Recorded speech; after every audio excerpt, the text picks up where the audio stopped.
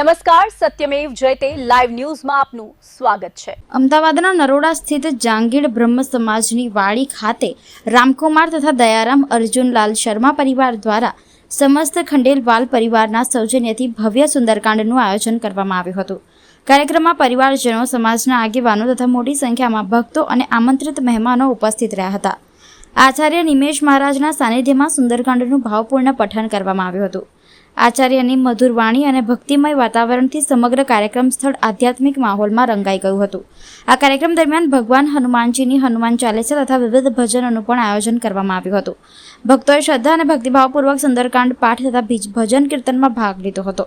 આ પ્રસંગે ભવાનીસિંહજી શેખાવત, પ્રમુખ અન્ય ભાષાભાષી સેલ ભાજપ અમદાવાદ, રાજેન્દ્ર પ્રસાદ જાંગીડ, પ્રદેશ અધ્યક્ષ ગુજરાત અખિલ ભારતીય જાંગીડ બ્રાહ્મણ મહાસભા જયેશભાઈ પ્રજાપતિ, મ્યુનિસિપલ કાઉન્સિલર નરોડા સહિત સમાજના આગેવાનો અને મહાનુભાવો ઉપસ્થિત રહ્યા હતા। સમસ્ત ખંડેલવાલ પરિવાર દ્વારા આયોજિત આ ધાર્મિક કાર્યક્રમમાં ભક્તિ, સંસ્કાર અને સામાજિક એકતાનો સુંદર સંદેશ જોવા મળ્યો હતો। સુંદરકાંડના પઠન અને ભજન કીર્તનથી સમગ્ર વાડીમાં ભક્તિમય વાતાવરણ સર્જાયું હતું। કાર્યક્રમના અંતે ઉપસ્થિત સૌએ પ્રસાદ ગ્રહણ કર્યો હતો।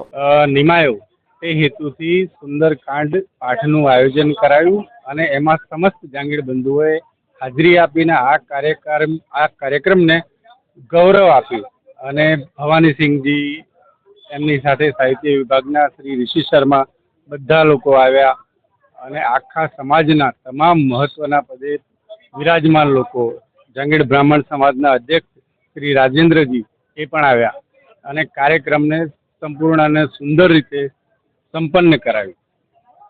આ એક તો અમારી સમાજવાડીમાં બહુ ટાઈમથી કોઈ સુંદરકાંડનું પાઠ કરાયું નહોતું અને એક પોઝિટિવ વાઇબ્સ આ આખા સમાજવાડીની અંદર આવે તે હેતુથી અને અમારું જે ખંડેલવાલ પરિવાર જે છે આખા અમદાવાદમાં એ એક જગ્યાએ એકત્ર થાય એના માટે આ આયોજન કરાયું હતું અને બધાને ભોજન મારા તરફથી બધાને એવી ઈચ્છા હતી કે ભાઈ તમારા તરફથી અમારે ભોજન કરવું છે, એટલે એ રીતનું એક મનમાં આવ્યું ને હનુમાનજીનું સુંદરકાંડ બોલેલું હતું એટલે આ આયોજન કરાયું।